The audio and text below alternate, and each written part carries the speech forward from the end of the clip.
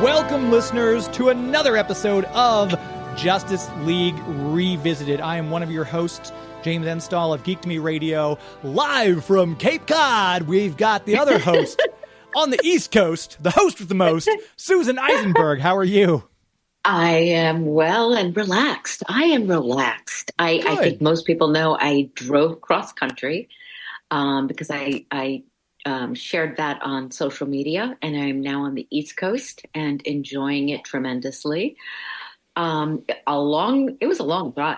I wish somebody had told me. How long was it? Well, it's a longer drive with a pop-up. Oh, I'm sure. Because, you do have to stop more. And, but Ollie was so good.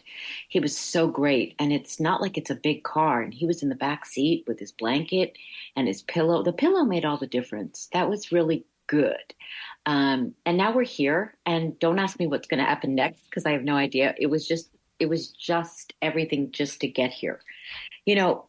I mentioned this last time, I think. Kevin used to do this twice a year. Yeah. He would do the cross-country trip, and I kept thinking of him as I was doing it. And whenever I would start to get, cranky about the trip, I'd think of Kevin in, these joyful poses as he was traversing the country.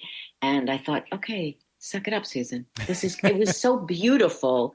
The country is so, so gorgeous that, you feel inspired at every state. You're just like, wow, how lucky am I that I get to see this? So I'm here and I'm relaxed, and I get to chat with you about an episode that we really love. We love it so much. This is our second time revisiting it, partly because I think Dan Riba either wasn't available, because I know Stan reached out and said, I want to do A Better World. We're like, okay, cool. And then when I was speaking with Dan said, you know what, I want to do A Better World. I'm like, oh, okay, well, we can certainly arrange that. So this isn't a first time we've watched an episode twice and had two different guests on. So we used to do this way back in the beginning when we first started our Justice League Revisited podcast. Oh, I remember it well, James. Pepperidge Farm remembers. Well.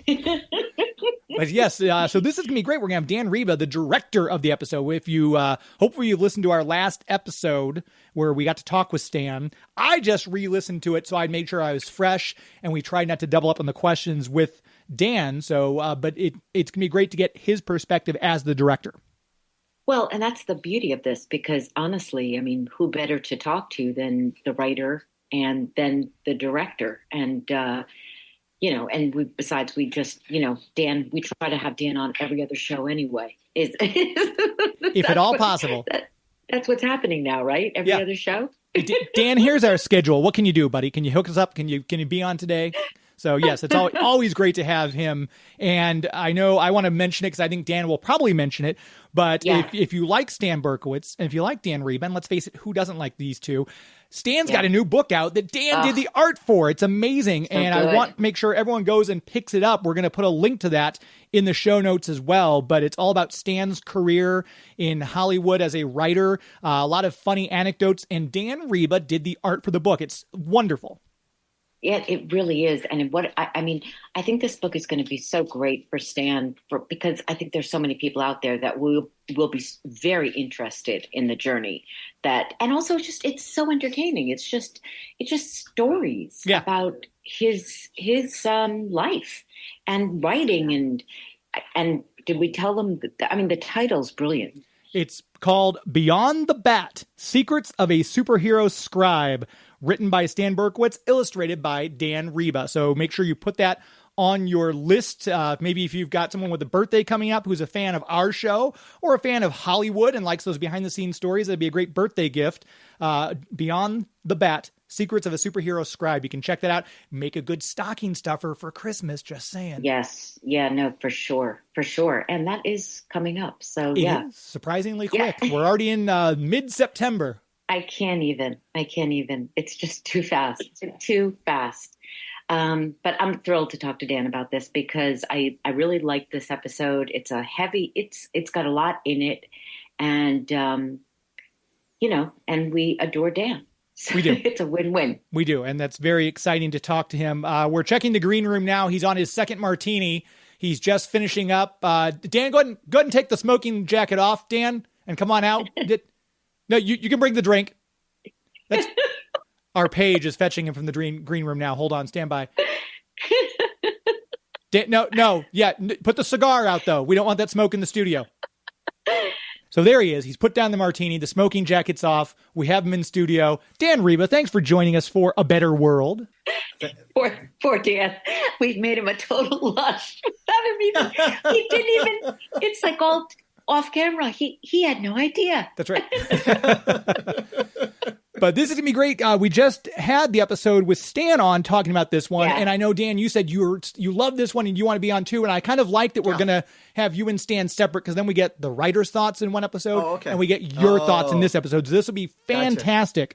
Gotcha. For those of you listening, just a bit of a reminder, this is the 18th story overall, episodes 37 and 38 of the series, episodes 11 and 12 in season 2, written by Stan Berkowitz, directed by our special guest, Dan Riba. And what an episode. I know Susan, in the last time we talked about this, Susan said she hates this episode, but I really enjoy it. Okay, first of all, I like this episode a lot, but Stan and I did have words. It was funny how heated it got. Yeah, and because that scene with Lois and Superman, when they're at the table, and he's just like, you're annoying me, and that whole energy between them. Yes. I took issue with that. I felt really badly for Lois and Stan, and Stan was like, hey, Stan was a little bit macho about it.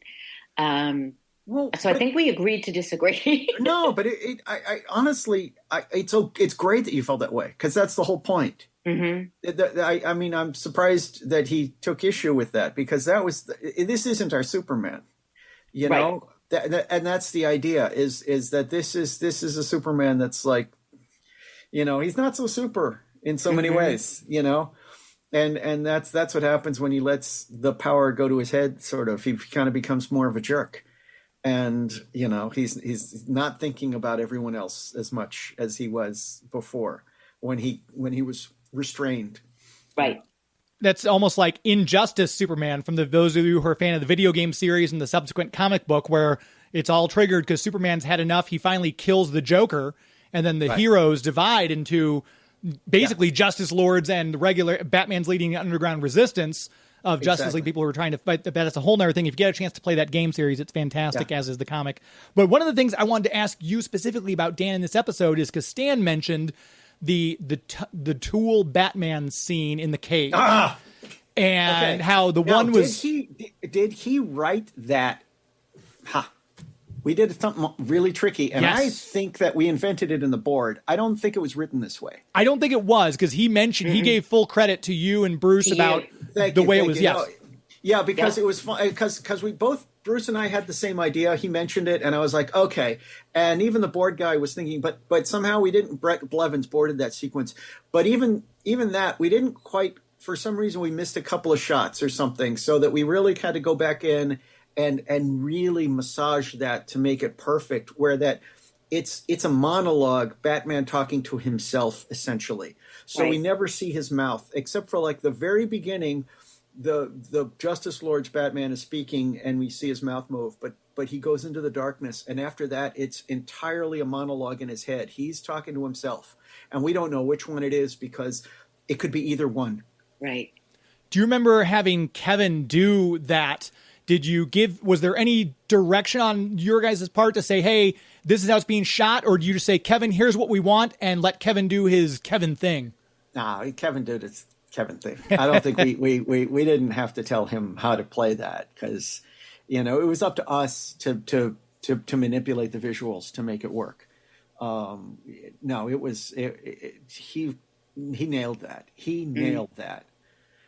Especially the ending was just like, oh my gosh. Oh my gosh. Very powerful. Very powerful. And I hadn't seen it in forever. And you hear all the time about the Justice Lords. I mean, that's always brought up to me. And also with Injustice, I always get asked, which Wonder Woman do I prefer? And, to me, it's not even a... Yeah. Well, what's interesting to me, and not to get political, I'm not going to. But, but if I were, Yeah. How many people prefer the Justice Lords? Mm, They find that notion appealing. They find right. that notion of like the comfort of having the dictatorship of this Mm-hmm. thing.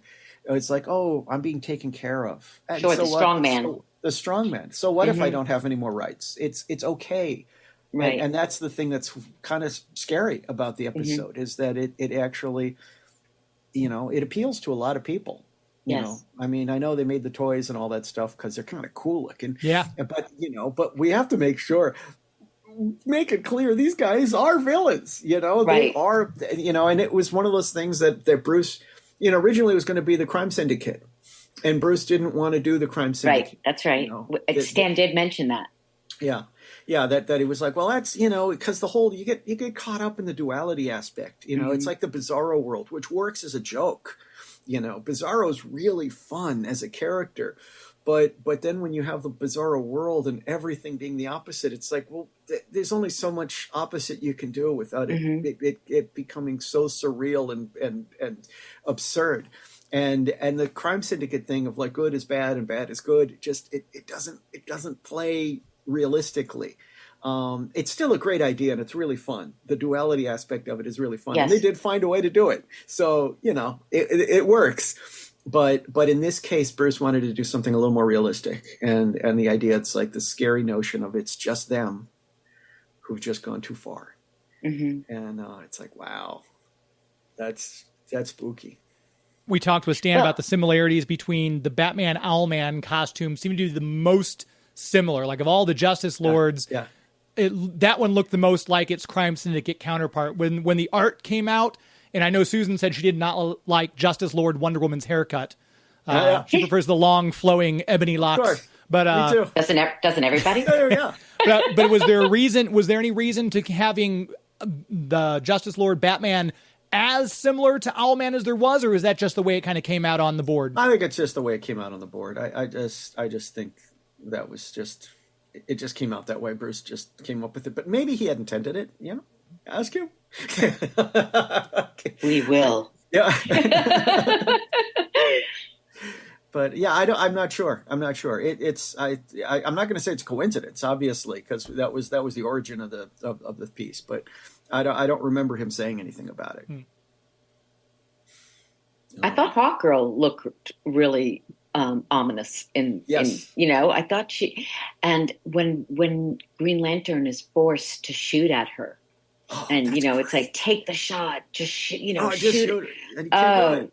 Yeah, it's it was awesome. so brilliant. That was such a great dramatic moment. It really was. And then him carrying her, picking actually Hawkgirl and finding her in the hospital, picking her up and the hospital stuff, the Arkham scene was wonderful. That was so much fun. And the idea that everyone's got the little lobotomy scars from Superman.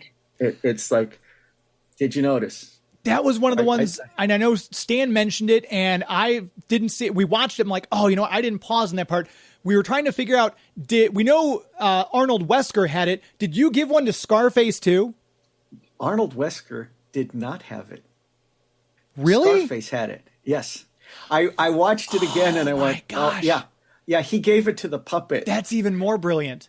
Yes, which is like, so now what? Is Superman stupid? Does he not know? Or does he just know that? Or does he know that it's psychological? That if he lobotomizes the puppet, Wesker's free. Man, I missed that completely. It's like, but yeah, it's so funny. Yeah, we went. If you out missed of our it, way. James. If we you went missed out it, of our way to not give him the scars, just so that it was like, that was the joke. Oh, I can't believe I missed that, but I love that even more. Now I want to go back and watch it for a fifth time in the past 2 weeks. Yeah, I loved it when I loved the head, like the head, the lines that the heads would have. I like laughed out loud. I mean, I don't even, I don't come to this with a geek perspective, but to me, that just having the head say thank you, or whatever. It was brilliant. And I just loved everyone's performance as the lobotomized versions of themselves. Diane was wonderful. Her Poison Ivy was so cool. Yep. It was. But we also talked about how great it is to see these characters from, reappear. And exactly. I think as a fan, and this should happen all the time, fans love it when there's a throwback to something that means something to them and that they recognize. And it's the fact that there was so much of that in this episode was just brilliant. One of the things that was I don't know if I mentioned it before. The one sad thing about this episode to me, and it's no reflection on the script, it was a great episode. I'm so proud of it, so happy the way it came out. But this was the episode we were recording when Andrea got a call from Terrence Stamp, General Zod. Yes. That he happened to be in town, had heard how much fun it was to work at Warner Brothers and to do the cartoon voices, and he was free to do something. He had a few days free. He was in town for something, and just out of the blue, just called her up and said, "Hey, I want to do a cartoon voice." And we had this script. This was the only script we had ready, and we had all of our villains and everything, but we didn't have a cool role for him. It was like, oh no. So we just it's awful. Like, I'm so sorry, no. And so he did a Static Shock episode instead. So he did do a voice, because I saw him in the lobby and it was like, oh my gosh, it's Terrence Stamp. Just like generals, I bowed before Zod. That's so great. I don't think Black Mask ever showed up in Justice League or Batman, so I would have been like, hey, let's write Black Mask in really quick. He'd be great for that voice. I was going to say the same thing, James. I'm sorry. No, I wasn't, because I don't even know Flash. Did we talk about why it was Flash who died? No. But I think it makes sense in terms of the personalities, the idea of the conscience, the lighter, the light heart of the group would be the one that, when extinguished, would affect the others. I think that probably it just kind of made sense. We did briefly touch on that in the last episode we were talking, and I know the conversation ended up, we found out that Susan is a Carrie and I'm a Charlotte when it comes to Sex in the City. I'm sorry, wrong. No, Buffy, that's what it was. We were talking, and I said, and you mentioned both aspects, Dan, because you said conscience and heart, and I likened it back to Buffy the Vampire Slayer, where Xander was the heart of the group, and Susan and I were both saying we feel like Jean is more of the conscience. In your estimation, what would that? Sure. I get that. Yeah. But is that, would you say the heart or we're not saying anyone's right or wrong, but in your view, is he more the? I guess I was a little surprised it was Flash, I think because he's the younger, he's sort of the child of the group, essentially. Yeah. That's the point, they don't have a mascot the way they do it in all the the Rick Jones or Snapper Carr in the comics. You know, they didn't have a teen mascot, but he was Wally West, and Wally was the youngest of the group. He had been Kid Flash. He was sort of like the happy-go-lucky guy, and so I think it's that. It's more, not so much the conscience, but he was like the child of the group, essentially. Right. That brings up an interesting question too, Dan, because I don't think I've ever asked any of my Justice League friends who've worked on the series this. We know it's Wally West as Flash. Was there ever any thought or discussion? Is Barry Allen dead from the events of Crisis on Infinite Earths in the Timverse? Or is that just kind of, we don't know and we never mentioned it? We don't know. We never mentioned it. Okay. Just curious. I never thought about that until now. Seriously. We were, wondering as well until he had to take the mask off, and we were like, "What?" But we knew the personality was never Barry Allen's personality. Of course not. Yeah. It was always Wally West's personality.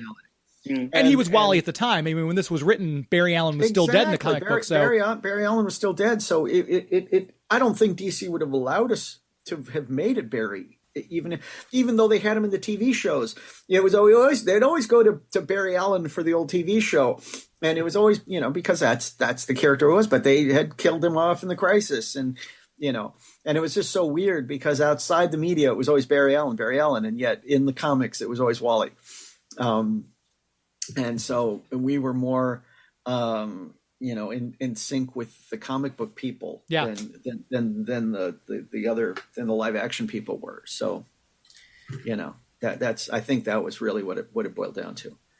But also, the personality is more fun. Absolutely. He is fun. Yeah, he is fun. And it's sweet. I mean, the beginning, knowing he's gone, it's just like, that took me by surprise because I hadn't seen the episode in a while. Mm-hmm. And it's like, what happened to Flash? Yeah, right? Oh, crap. Yeah. Where's Flash? I know. No, Lex got him. Yeah, Lex. God, Lex, so good. So good. And the fact that Superman uses him. Oh, it was brilliant. It was brilliant. That is so good and I loved that it was Luthor who is like, it's not them. Yeah. It's not them. Like He's he the one knew. Who figures that. He knows. Right. He knows who he's up against. Yes. He knows his enemies. He knows who Sure. he's up against. That was just such a great moment. I mean, Clancy he can do more with one line than practically anybody. He really is brilliant. Oh my God. He is. Yep.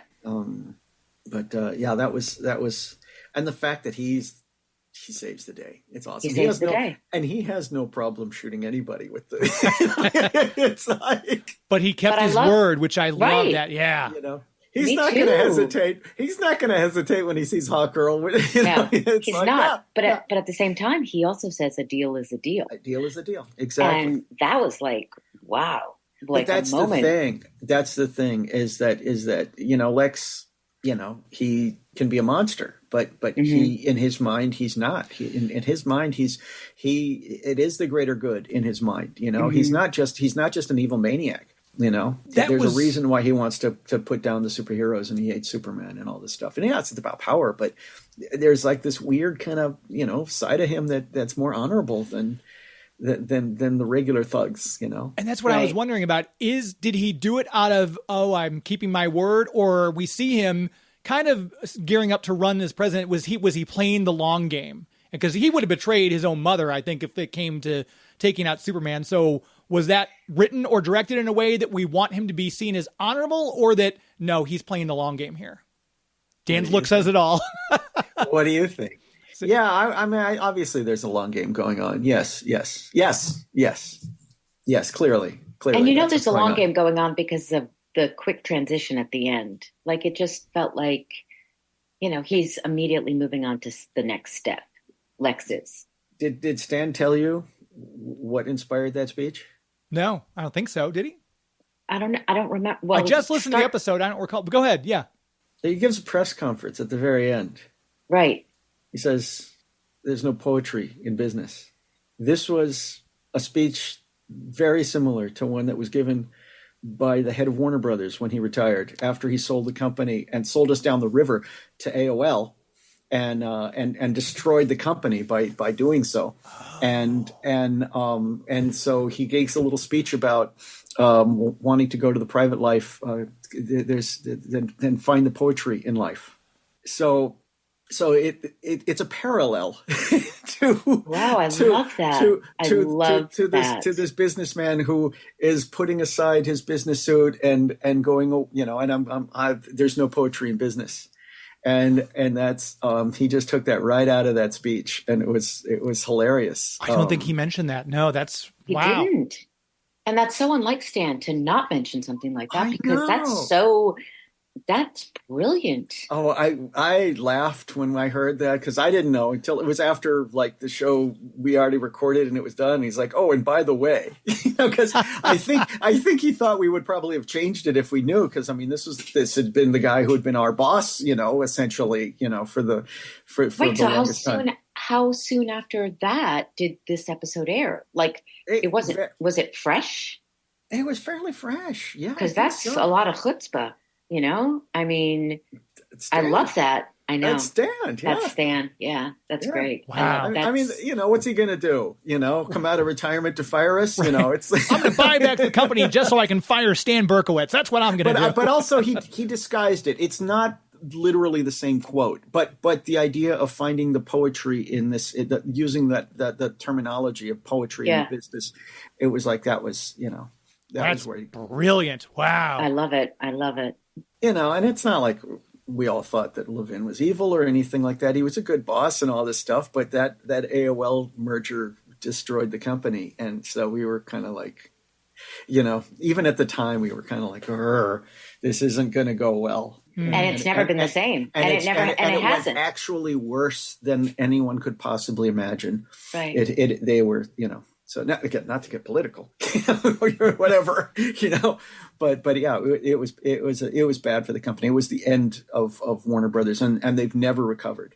Yeah. They've never recovered. No, certainly not. It seems to be getting progressively worse by degrees, actually, when you really look at everything. But I found a videotape of a promotion of the Warner Brothers stores, and they're talking about how great they are doing and blah, blah, blah, and how fantastic they were. And it's so sad because it was like AOL had no reason at all to shut them down. No reason. They were actually doing very well. They were beating out the Disney stores at the time. So they were thriving, and they just decided that we don't do retail. That's so stupid. Oh, because we had a Warner Brothers store at the St. Louis Galleria. For any of you who are listening who are local to the St. Louis area, the Galleria Warner Brothers store, that was my favorite store because they had the huge walls of all the original art cells that you could buy. They were, $200, $300, $500 each, but I loved going in there, and they were on those sliding panels where you could move them so you could see what's behind them. And that was I'd spend 45 minutes in the Warner Brothers store, just, going through all the art, not to mention all the merch they had. It was wonderful. I love that store. Right. And you're the fan base. So there you go. No one ever consults me though, Susan. That's the problem. I do. It'd be nice if David Zaslav would give me a call. David, you've got my number. Come on. I don't think he does. Oh, well, David, it's 3-1. Never mind. I'll private message you, David. It's fine. Anyway, well, I loved that. Isn't that great? And I love that story, but I also did think it was the long game. When I watched, yeah. It just felt okay. No, ultimately, I mean, yes, but again, does keep his word, but he's got other, things, reasons why. Yes, other reasons. Yeah.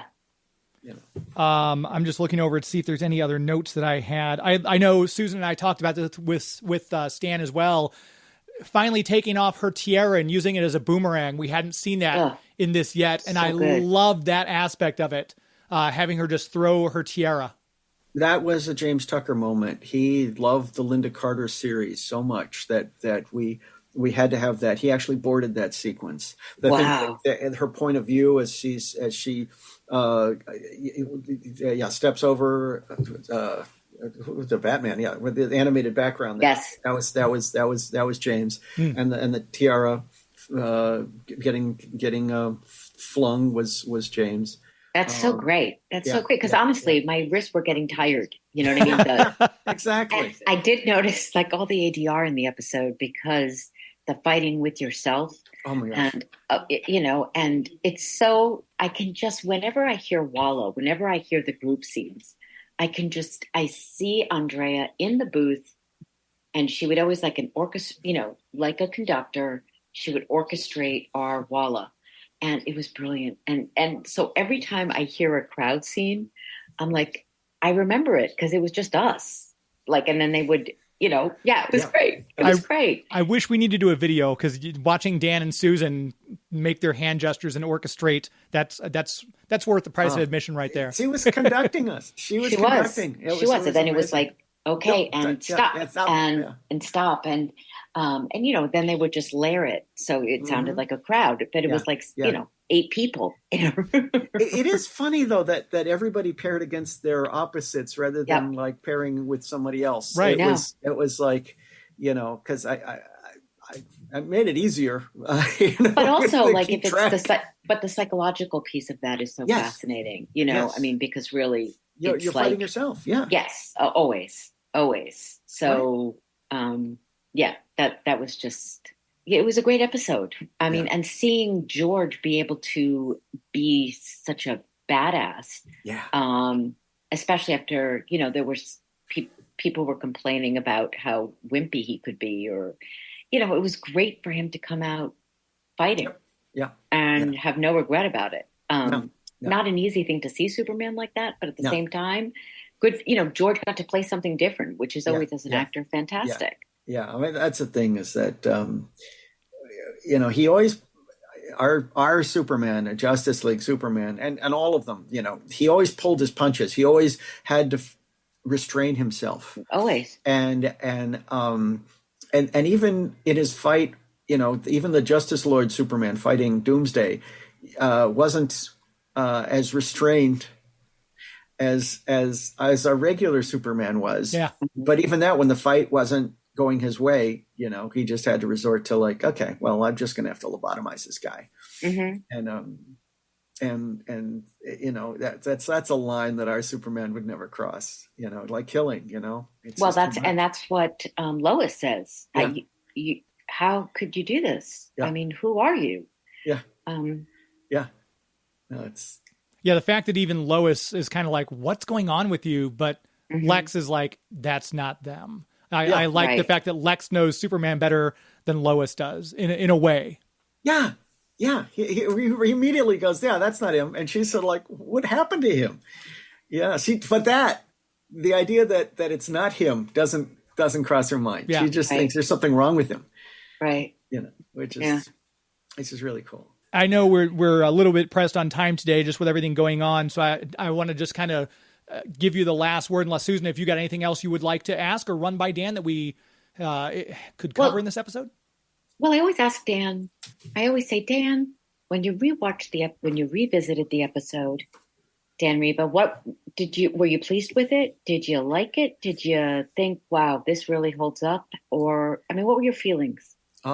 This was one of the ones that really did hold up. It did. I don't think usually there's something where you go, I wish we had done this, or gosh, Right. yeah, there's always some small thing where you the girl in the tree, right? The girl in the tree. I think we all agree that was like, what is that going on? What's going on there? Get out of the tree. There's a storm coming. It's a throwback to one of our other episodes. Yeah. There's always that. Yeah. Yeah. But not this episode. But no, this was, and the animation was very solid. It had like the effects, the explosions were all great. There were always the little things like, oh, gee, I wish the smoke had faded off of Doomsday a little differently as he steps through. There are little quibbles of technical aspects, but that you go, oh, well, that could have been better. But minor things. I remember we had to settle. There's a shot at the end when Superman picks up the flag after saying, that he wasn't even, he never got a merit badge in the Boy Scouts, whatever. He picks up the flag as a good Boy Scout would and sets it upright. And the animation on that flag was the first shot was horrible. And we had to retake it and retake it and retake it. I think this was the fifth take, and it still wasn't perfect. It still wasn't what we wanted, because even when they got the animation right on the flag, then the timing of the pan was awkward. So it was like there was always something where they'd get something wrong. It was such a complicated flag, and all of those stripes. I mean, oh my gosh, they hated us. Because we kept having to ask them to do it again, and we were so apologetic, but it's because it had to be perfect. It's such an important scene, and the one that's in the show is fine. It's fine. It's a very complicated animation, so I'm like, we're not about to ask him to do it again. It's fine. But then you kind of go overboard. I'm like, is it really perfect? And you're like, it's fine. It's fine. Right. Let it go. So of all the episodes you've worked on, because we talked about this with Stan too, I think this is very memorable, probably one of my favorite season 2 episodes. But of all the episodes you've worked on, Dan, would you put A Better World in your top 10 for Justice League and Justice League Unlimited?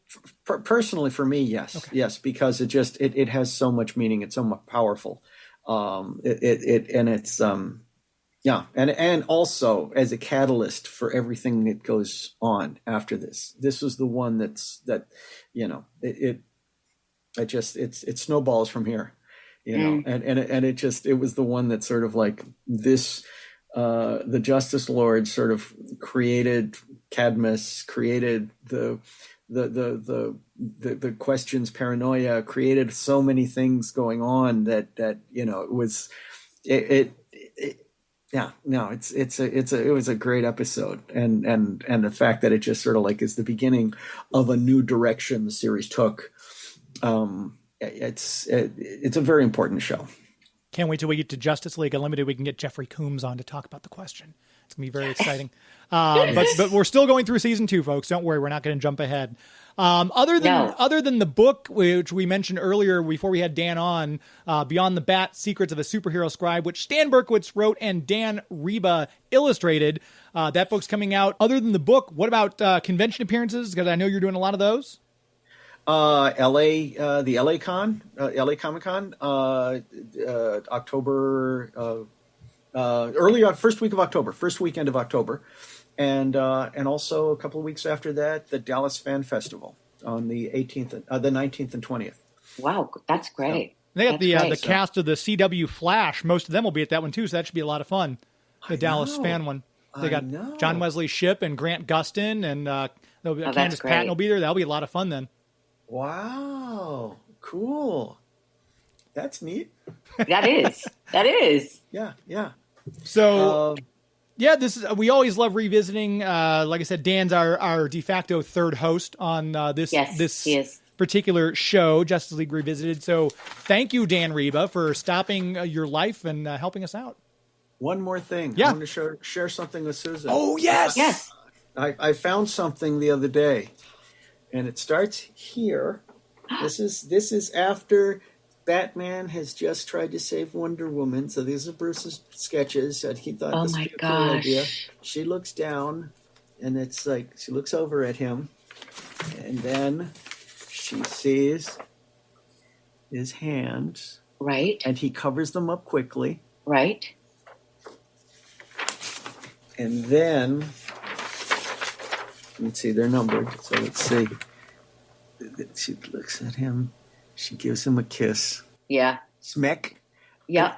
I like the original version where he blushes, which we didn't actually do the blush. It's a little red on there. I see. Wait, so are these Bruce's? These are Bruce's. These are Bruce's sketches, the ones that he said he was going to throw out. Now he's that's too much. Right. This and is he what was it like, was. let's not do the kiss. Let's not do this. Let's not do this. And then I was like, no, this stays in the show. We're doing this. So this was Dan Riba. This is we got the Wonder Bat origin right here. Okay, this is incredible. And let me just say for all those Wonder Bat fans out there, and there are a lot, we have Dan Riba. And at the end of the day, Dan Riba, thank you for Wonder Bat. Thank you. I mean, that's amazing. James, did you see those already? He texted me them the other day, and I'm like, oh, you have to show Susan. He's like, I'm going to wait till we record tomorrow. So I was giddy when he said, oh, I've got one more thing. I'm like, oh, this is it. Oh, that's fantastic, Dan Riba. Thank you so much. And thank you for being on the show. Thank you for being you. You are a delightful, wonderful man, and we just adore you. One more thing. Some would say one of the best human beings out there. Some would say, right? not me, but some would say. No, not me. Not me. Oh, there it is. There's the kiss. There's the kiss. There's the kiss. That launched the ship. Yes. Right? One of these days, we're going to have to do a live with video episode where it's just live and we record the audio to put up in the podcast, but we just do a live one because there's so many visual cues that we've had. Yeah. Gosh, in every episode, there's always something that I wish the audience could see. Right. But so, yeah, we'll have to do that one of these days. We'll have to pick which episode and see who wants to be on, and we live stream it, but then we also record it and put that up as the podcast. But for our big fans out there who kind of want to see behind the scenes. And we have some big fans. We do. Right? Yeah. Well, my mom loves the show.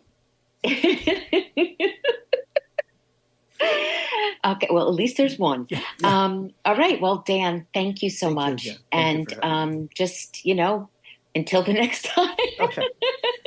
Okay. Tomorrow at 3 Okay. o'clock, I think. Okay. Was we. Okay. Yeah. Okay. Bye, Dan. Thank you All so right, much. take care. See you. Bye-bye. There he goes, Dan Riba. So There he goes, just- and he's walking a straight line. He is, too. I- 3 martinis in. I don't know if I could do it. Poor guy. We made him a lush. It's No, not right. It's not right. It's not. We're jesting, of course, people. We are joking. Dan Riba, come on. But we love him, right? We love having him on the show. Yeah. And I mean, like I said, I just wish the audience could see some of the art that he was just putting up, the original Bruce Timm drawings that, Yeah. you know, oh my gosh, amazing. But I feel this is an episode that bared covering twice. We kind of needed, because I asked, you know, Stan questions beginning the last episode.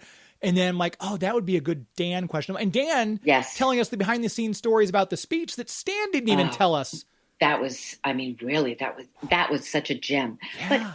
But if you think about it, how, you know, I think it's just really important to hear from the director and the writer, the fact that we can, I mean, unfortunately, we don't have the Butch perspective yet, but hopefully we'll get that. But I mean, it just, I feel like, okay, this episode has been fully revisited. Yes. And now we can go on to the next one, right? Yep. So Eclipsed is up next, which I'm excited about because that's a darker one, kind of like the Dr. Destiny episode. It's a little bit more dark, a little bit more foreboding, which I'm excited to cover that one. It's a little scary.